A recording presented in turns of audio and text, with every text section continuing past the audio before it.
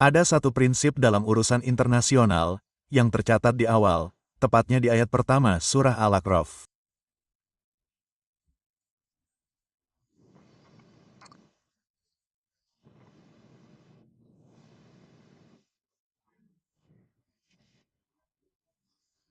Artinya, kewajiban perjanjian harus dihormati. Dan Anda memberikan janji Anda harus menepatinya. Dan ketika Muhammad (Wasam) membuat perjanjian di Hudaybiyah, perjanjian itu memiliki ketentuan-ketentuan tertentu.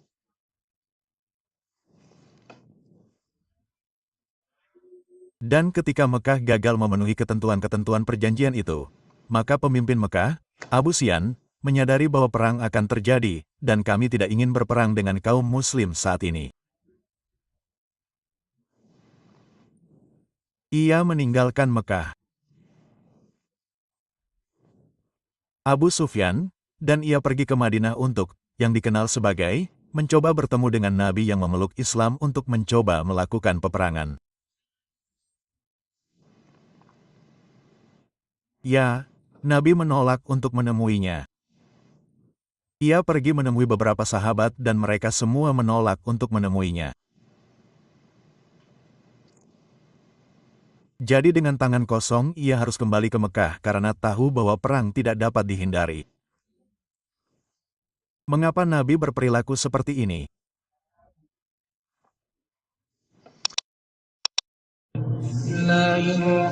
Jawabannya kita mulai dengan nama Allah yang penuh berkah.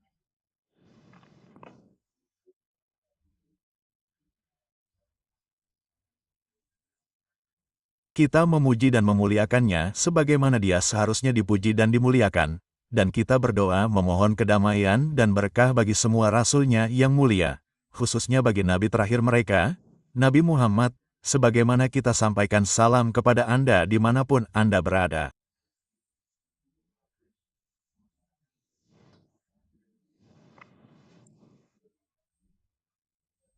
Kita berada di ambang peristiwa yang sangat berbahaya, dan kita ingin mengabdikan sesi hari ini untuk menganalisis apa yang dapat terjadi.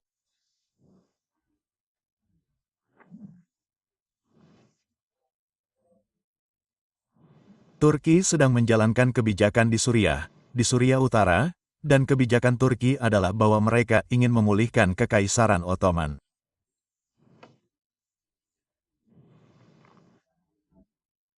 Kita sekarang mengantisipasi bahwa Turki akan melancarkan invasi ke Suriah.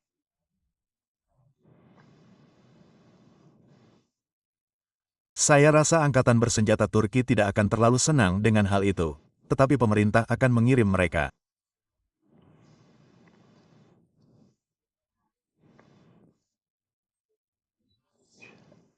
Dan jika Turki melancarkan invasi, seperti yang telah diperingatkan oleh Presiden Turki, jika Turki melancarkan invasi ke Suriah, maka itu akan membuka pintu bagi Malama.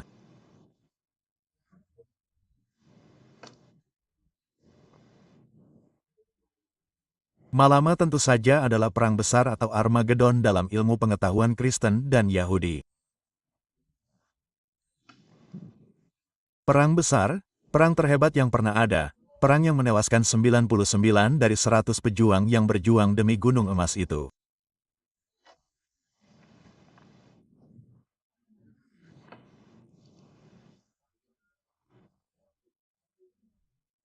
Jadi sekarang kita harus menganalisis dengan saksama mengapa Turki ingin menyerang Suriah dan apa konsekuensinya jika Turki menyerang Suriah dan Rusia melakukan intervensi militer di Suriah beberapa tahun lalu.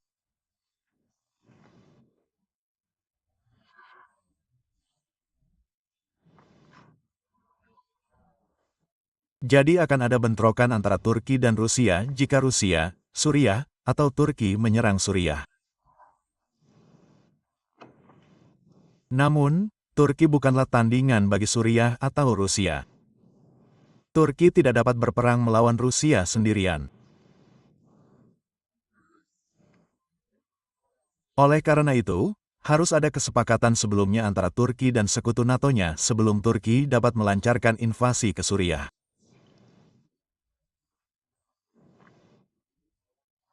Jadi sekarang kita akan melihat bahwa semua pembicaraan tentang kemungkinan Turki meninggalkan NATO semuanya palsu. Turki tidak hanya berada di NATO tetapi juga merasa nyaman di NATO.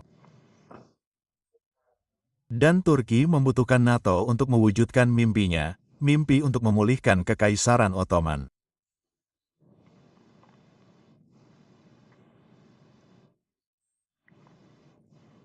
Jadi, kita punya 8 hingga 9 hari lagi untuk melihat apakah Presiden Turki benar-benar berniat melakukan apa yang telah dijanjikannya untuk melancarkan invasi ke Suriah.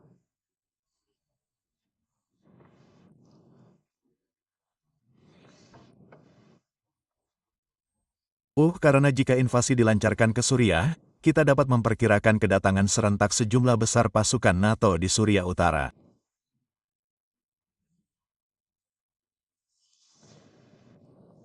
Dan bukankah itu yang dinubuatkan oleh Nabi kita Saham? Sekarang saatnya bagi kita untuk menjelaskan subjek tentang ruang. Dia mengatakan bahwa ruang akan mendarat di utara Suriah. Ruang akan mendarat di sana. Siapakah ruang? Al-Quran memiliki bab yang berjudul Surah Ruang.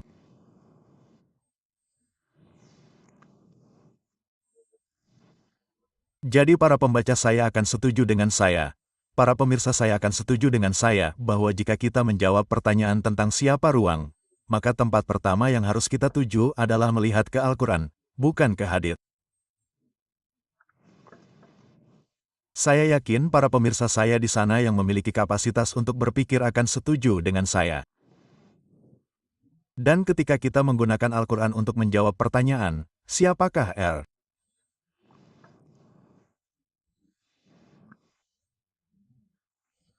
Karena sekarang R akan mendarat di utara Suriah, sejumlah besar pasukan NATO akan mendarat di utara jika Turki melancarkan serangan ke Suriah dan jika Turki menginvasi Suriah, yang saya harapkan.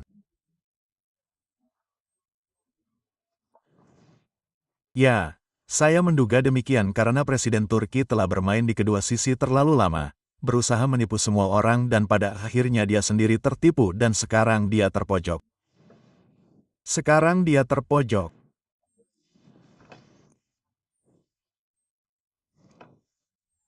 Jadi jika pasukan NATO tiba di Suriah Utara bersamaan dengan invasi Turki ke Suriah, apa implikasinya?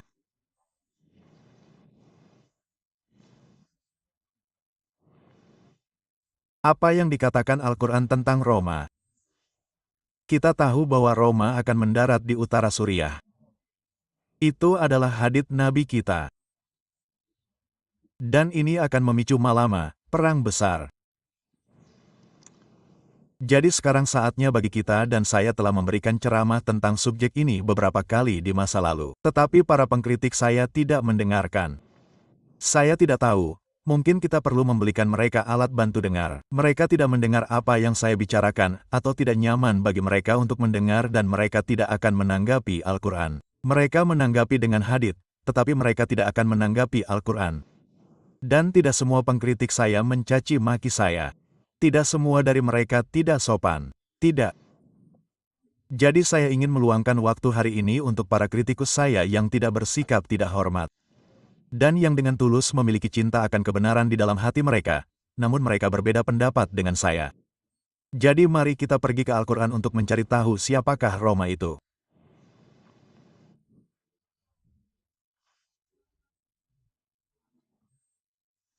Dan ketika kita melakukannya, kita menemukan bahwa ada satu surah penuh dalam Al-Quran yang berhak disebutkan dan Allah Subhanahu wa Ta'ala memulai surah itu dengan cara yang sama seperti memulai surah dengan Alif Lam Mim, yang merupakan kesamaan antara keduanya.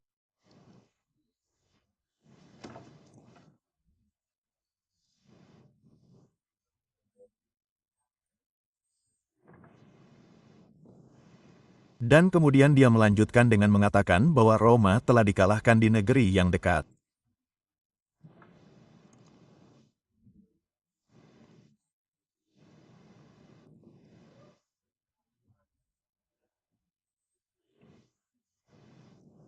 Namun segera setelah kekalahan ini, segera setelah itu mereka akan menang hanya dalam beberapa tahun.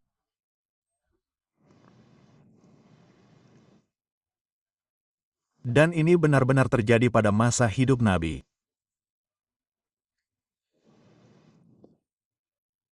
Ketika nubuat ini diturunkan dalam Al-Quran, hal itu mengirimkan gelombang kejut ke seluruh Mekah. Orang-orang Quraisy tahu betul siapakah Roma itu. Tentu saja mereka tidak mengalami kesulitan dalam memahami Roma. Mereka tahu bahwa Roma adalah kekaisaran Bizantium di Konstantinopel. Itu Roma, Konstantinopel.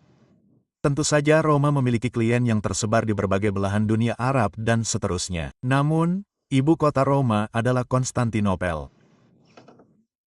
Mereka tahu bahwa kekaisaran Persia, yang merupakan penyembah berhala sebagaimana mereka, tahu bahwa kekaisaran Persia baru saja mengalahkan Roma.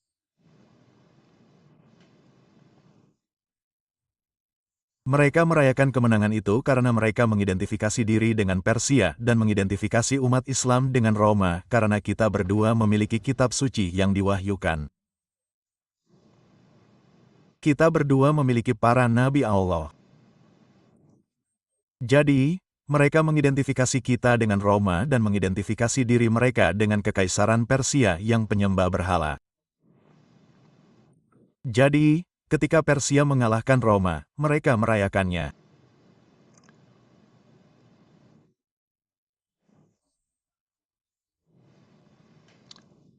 Kemudian turunlah wahyu dalam Al-Quran yang mengakui bahwa Roma telah dikalahkan, yaitu Konstantinopel, bukan Washington yang mengakui bahwa Roma telah dikalahkan, tetapi menyatakan bahwa Roma akan segera menang dan kemenangan akan segera datang hanya dalam beberapa tahun.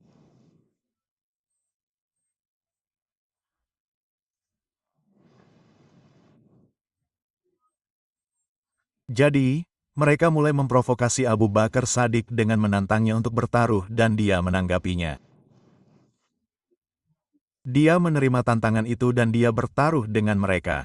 Ya, itu akan terjadi. Itulah Abu Bakar Shadiq. Ketika Nabi mendengar tentang taruhan itu, ia berkata kepada Abu Bakar Shadiq, "Ubahlah taruhannya.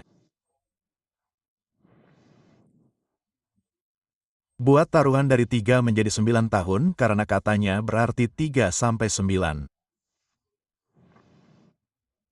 Ini adalah keahlian dalam bahasa Arab.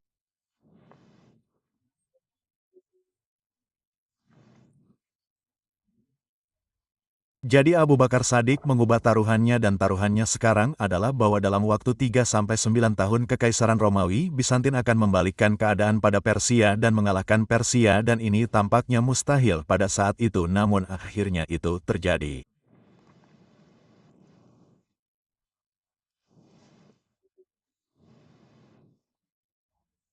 Konstantinopel mengalahkan Persia dan Abu Bakar Shadiq memenangkan taruhan. Adakah seseorang di sana yang dapat menunda dengan kita mengenai hal ini bahwa ruangan yang dimaksud Al-Quran adalah Konstantinopel? Itu adalah ruangan.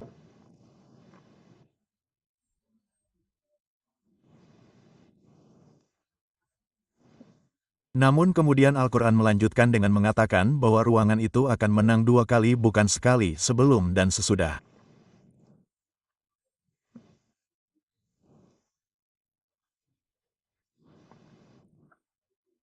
Kita tahu tentang yang pertama yang terjadi ketika Abu Bakar Shiddiq memenangkan taruhan. Nah, bagaimana dengan yang kedua? Dan mengapa mereka disebut sebagai sebelum dan sesudah 2 kemenangan? Sebelum apa? Itu pertanyaan yang relevan. Setelah apa? Itu pertanyaan yang relevan. Apa yang ada di antara 2 kemenangan yang mana kemenangan ini dikenal sebagai kemenangan pertama, kemenangan sebelumnya, dan kemenangan yang satu dikenal sebagai kemenangan setelahnya. Ada 2 kemenangan untuk Roma. Dan sekarang kita harus mengenakan topi berpikir kita karena Allah menurunkan Al-Quran kepada orang-orang yang berpikir. Dan salah satu tragedi pendidikan Islam saat ini, pembelajaran Islam yang lebih tinggi adalah bahwa kita tidak diperbolehkan untuk berpikir lagi. Kita telah berhenti berpikir.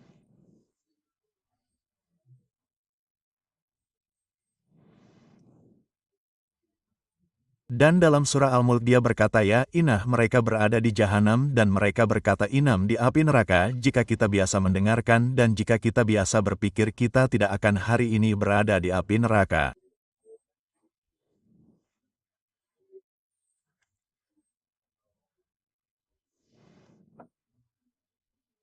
Jadi ada keharusan untuk berpikir jika ini sebelum dan itu setelahnya dan ada dua kemenangan Roma. Apa yang ada di antaranya? Yang mana ini digambarkan sebagai sebelum dan itu digambarkan sebagai setelahnya. Anda harus berpikir. Dan ketika kita menerapkan proses berpikir kita sampai pada kesimpulan dan Allah Maha mengetahui bahwa Al-Quran mengacu pada sebuah peristiwa yang terjadi pada tahun 1054 di era mereka ketika perpecahan terjadi di Roma. Perpecahan dikenal sebagai perpecahan besar. Dan sebagian Roma tetap berada di Konstantinopel, dan sebagian lainnya memisahkan diri dan datang ke barat dan menjadi benih. Itu menjadi benih peradaban barat modern dan peradaban sekuler barat modern.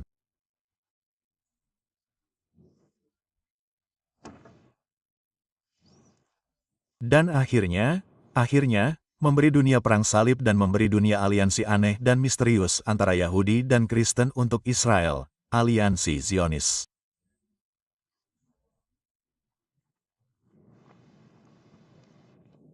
Apa yang menyebabkan perpecahan besar? Jawaban, ini adalah pekerjaan rumah yang dapat Anda lakukan dengan mudah. Anda tahu, pada abad keempat, bukan? Ya.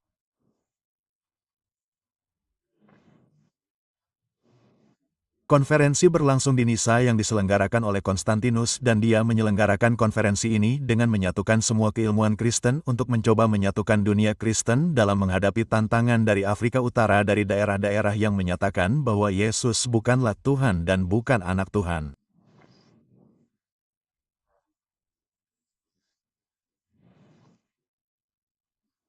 Itulah tantangan yang datang dari kekristenan Afrika Utara, dan Konstantinus ingin menyingkirkan tantangan dari aras itu dan menyatukan dunia kekristenan di sekitar Trinitas dan bahwa Yesus adalah Tuhan dan ia melakukannya, dan konsili Nika pun terjadi, dan hal itu menyebabkan runtuhnya aras dan gerakannya di Afrika Utara. Afrika Utara kini hampir punah. Namun, Dina, seluruh dunia Kristen sepakat bahwa Bapa adalah Tuhan, Bapa, Anak, dan Roh Kudus atau kita menyebutnya Roh Kudus.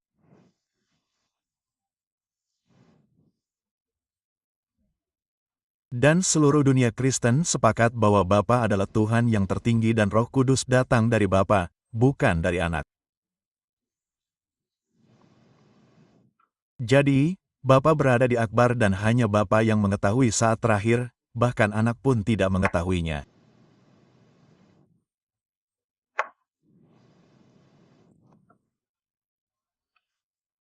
Jadi, ini dan kemudian terjadi perpecahan ketika satu bagian dunia Kristen pada tahun 1154 memisahkan diri dari Konstantinopel sambil bersikeras bahwa Roh Kudus datang dari Bapa dan Anak, yang menunjukkan bahwa Bapa tidak hanya Al-Har tetapi Anak juga Al-Har.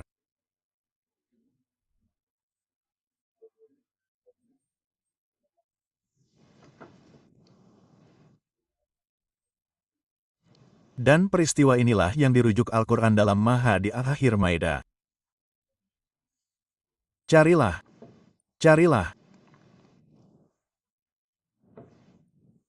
Hari kiamat dan Allah berbicara kepada para nabi dan dia berbicara kepada nabi dan dia memintanya untuk mengingat nikmat-nikmatnya kepadanya dan kepada ibunya.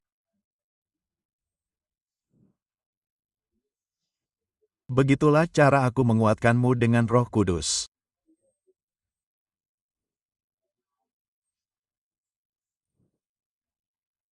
Dan sebagai konsekuensi dari penguatanku kepadamu dengan Roh Kudus, kamu dapat berbicara secara ajaib sejak dari buayan pada usia 1 hari dengan gerakan Ahmadiyah yang mendengarkan. Bayi itu berusia 1 hari. Itulah Al-Quran. Jangan lari dari Al-Quran. Dan bayi pada usia 1 hari berbicara secara ajaib. Jadi sebagai konsekuensi dari diberdayakan dan dikuatkan oleh Roh Kudus, kamu dapat berbicara sejak dari buayan sebagai bayi yang baru lahir dan juga berbicara sebagai orang dewasa secara ajaib karena kamu adalah satu-satunya yang meninggalkan dunia ini dan kembali serta berbicara lagi. Itu adalah sebuah mukjizat. Dan kemudian Allah bertanya kepadanya, apakah kamu mengatakan kepada manusia untuk menjadikan aku dan ibuku sebagai Tuhan-Tuhan yang agung di samping Allah yang sederajat dengan Allah? Apakah kamu mengatakan itu? Al-Quran merujuk pada pukul 10.54. Maka kita sekarang tahu bahwa peradaban Barat modern, agama Kristen Barat, akan segera menyatakan bahwa Maria adalah Tuhan, dan dia setara dengan Bapa dan setara dengan Putra. Itu akan terjadi, karena apakah Anda mengatakan kepada orang-orang untuk menganggap saya, sebagai ibu Tuhan, selain Allah?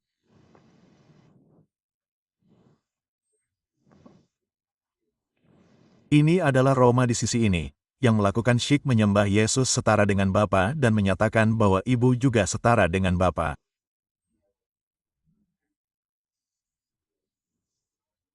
Dan itu adalah ruang di sisi lain, yang menyatakan tidak hanya Bapa yang Akbar, hanya Bapa yang Lakbar.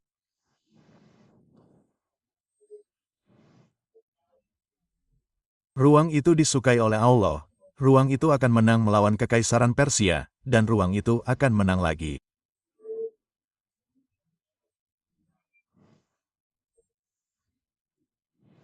Ada kemenangan kedua yang akan datang untuk ruang itu. Tetapi ini juga ruang tetapi ini adalah ruang yang memisahkan diri dari ruang itu.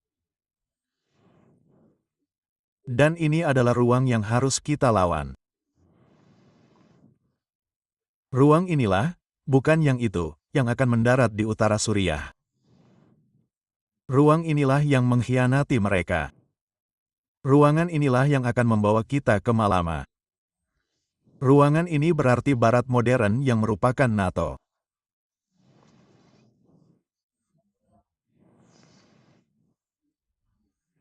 Jadi apa yang kita lakukan sekarang setelah kita tahu bahwa invasi Turki ke Suriah akan mengarah ke Malama dan Turki dapat menyerang Suriah dalam 2 minggu ke depan?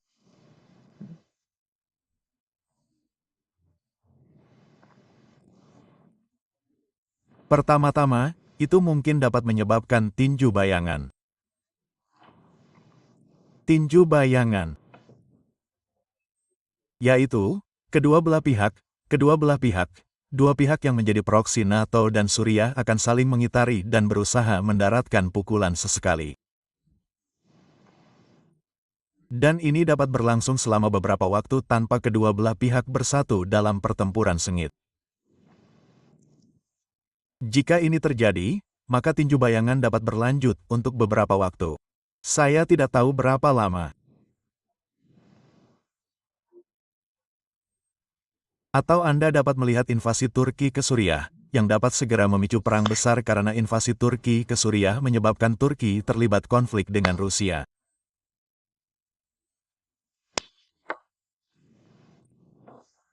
Apa yang akan dilakukan Rusia jika Turki menyerang Suriah? Pemerintah Rusia, kepemimpinan politik, kepemimpinan ekonomi, dan kepemimpinan militer telah sangat berhasil.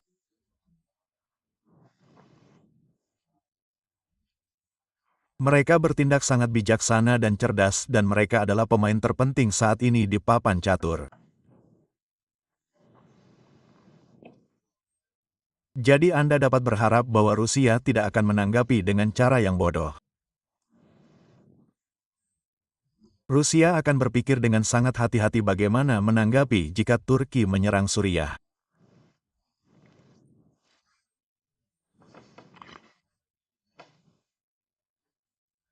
Kebijaksanaan yang muncul dari kepemimpinan seperti itu adalah bahwa Anda harus terlebih dahulu mengeksplorasi dan menggunakan semua cara damai yang memungkinkan untuk menyelesaikan masalah sebelum menggunakan peperangan.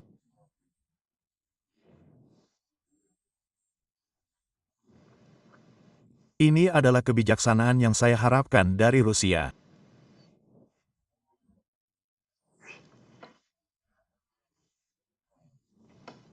Jadi jika ada invasi Turki ke Suriah, satu-satunya cara Rusia akan menanggapi secara militer dan melawan Turki adalah jika Rusia yakin bahwa Rusia telah mengeksplorasi dan menggunakan semua cara damai yang memungkinkan untuk menyelesaikan masalah dan mencegah peperangan.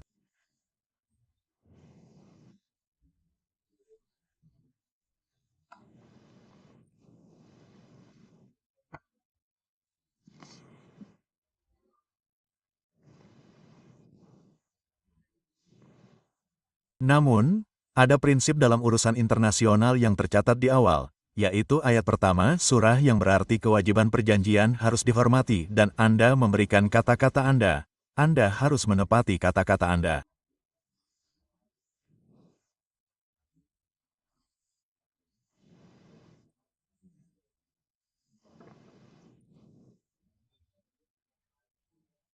Dan ketika Muhammad Wasam membuat perjanjian di Hudaybiyah, perjanjian itu memiliki ketentuan tertentu.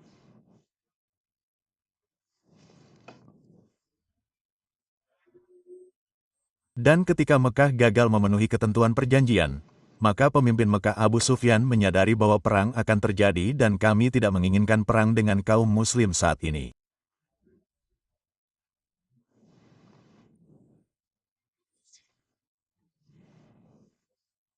Ia meninggalkan Mekah bersama Abu Sufyan dan pergi ke Madinah untuk mencoba bertemu dengan Nabi yang memeluk Islam guna mencoba mengadakan peperangan.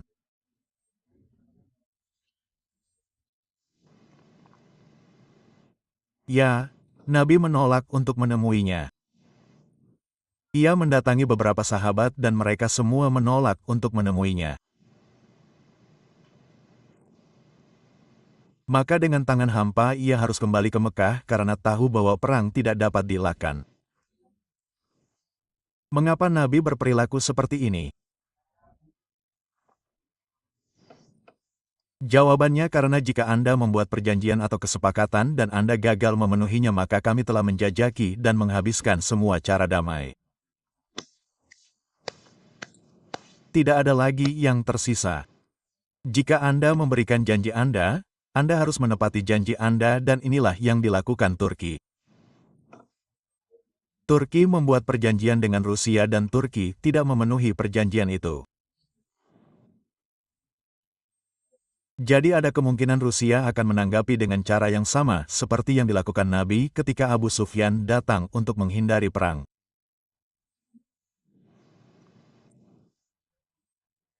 Sangat mungkin bahwa sekarang Rusia telah membuat perjanjian dengan Turki dan Turki tidak memenuhi perjanjian tersebut.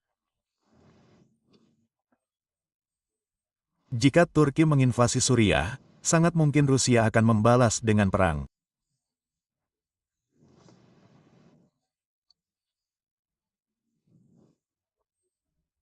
Akan ada bentrokan antara Turki dan Rusia dan NATO, kemudian akan campur tangan di pihak Rusia dan Turki dan kita akan memiliki Mama M. Ini adalah analisis awal saya yang ingin saya bagikan dengan Anda pagi ini.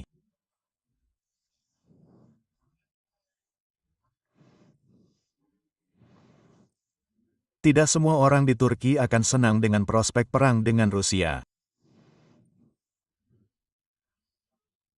Tidak semua orang di Turki akan senang dengan prospek perang dunia, Armageddon, karena banyak orang di Turki sekarang mulai menyadari bahwa setelah perang besar, peristiwa berikutnya yang akan terjadi adalah penaklukan Konstantinopel. Selama 600 tahun, mereka dicuci otak. Selama 600 tahun, mereka dicuci otak. Bahwa penaklukan Ottoman atas Konstantinopel pada tahun 1452 adalah yang menggenapi nubuat Nabi Muhammad.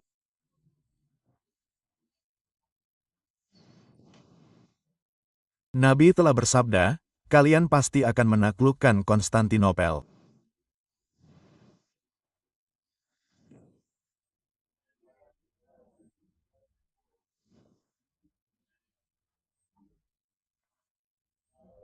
Beliau memuji sang panglima dan memuji pasukannya.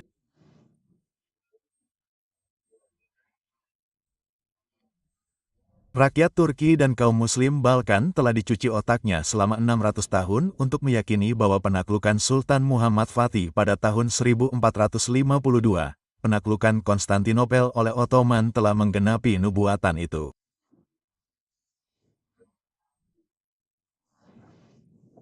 Kini mereka mulai menyadari bahwa mereka telah disesatkan.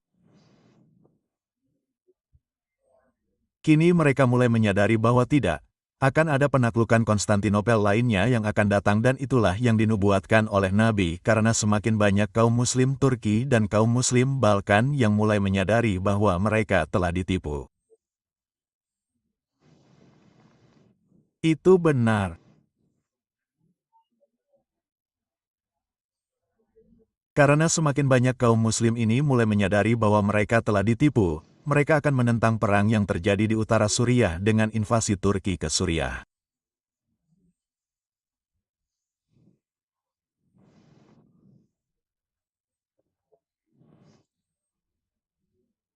Dan orang-orang inilah yang sekarang akan bergabung dengan yang lain, seperti misalnya pasukan Kur dan Arab yang datang dari selatan untuk membawa pasukan itu setelah Malama yang dipuji oleh Nabi yang akan membebaskan Konstantinopel.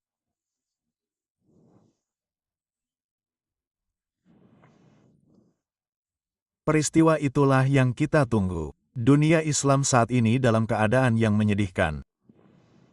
Dunia Islam sedang tertidur, terpecah belah, terpecah belah. Pertarungan tinju kecil sedang berlangsung. Namun pada hari ketika tentara Muslim membebaskan Konstantinopel, dunia akan melihat Islam bangkit kembali. Muhammad al-Islam akan bangkit kembali.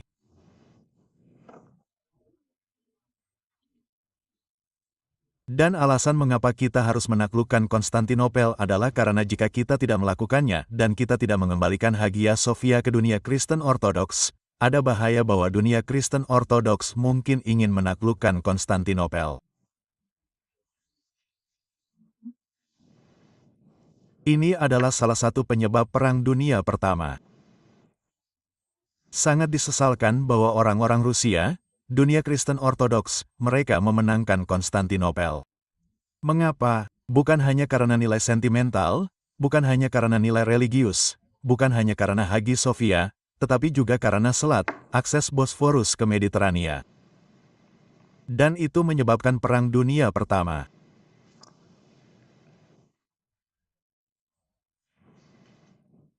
Jadi ada kemungkinan bahwa perang antara Turki dan Rusia dapat menyebabkan upaya di pihak Kristen untuk mencoba menaklukkan Konstantinopel, dan itu akan menjadi bencana.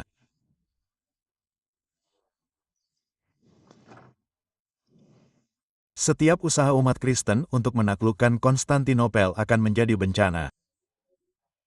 Mengapa? Sejak umat Kristen mencoba menaklukkan Konstantinopel, itu akan menyebabkan perang saudara di rumah agama. Perang saudara umat Kristen Muslim, dan itu bukanlah jalan yang harus ditempuh. Dan inilah sebabnya Nabi kita Wasam membuat nubuat bahwa kita akan menaklukkan Konstantinopel. Anda tidak harus melakukannya, kami akan melakukannya, dan ketika kami melakukannya, kami akan mengembalikan Hagia Sophia kepada Anda. Dan ketika kami mengembalikan Hagia Sophia kepada Anda, maka umat Muslim dan Kristen dapat bergabung bersama dalam model negara jamak untuk Konstantinopel. Jadi sekarang ada masa-masa yang sangat menarik di depan. Dan sekarang saya berusia 80 tahun menurut bulan. 78 menurut matahari, tetapi 80 menurut bulan. Dan Allah telah berfirman dalam Al-Quran, Dia berkata, Aku memberimu bulan untuk menghitung tahun. Jadi kita harus pergi ke bulan untuk menghitung tahun. Dan sekarang saya menyadari bahwa saya mungkin hidup untuk melihat Malama. Tentu saja ada tragedi besar, rasa sakit yang hebat, penderitaan yang hebat dalam perang besar yang akan datang ini. Namun ada rasa gembira di hati saya di samping semua ini. Bahkan jika saya harus mati, alhamdulillah peristiwa Malama akan menegaskan keilmuan saya. Para pengkritik saya tidak akan mampu menjawab. Tidak ada yang membicarakan Malama hari ini. Seluruh dunia keilmuan Islam tidak ada yang membicarakan Malama. Tidak ada yang membicarakan penaklukan Konstantinopel yang terjadi setelah Malama dan itu sudah di depan mata. Jadi saya merasakan kegembiraan di hati saya. Itu benar. Bahwa peristiwa-peristiwa sekarang terungkap dengan cepat yang akan memvalidasi apa yang telah saya ajarkan. Dan segala puji bagi Allah. Terima kasih.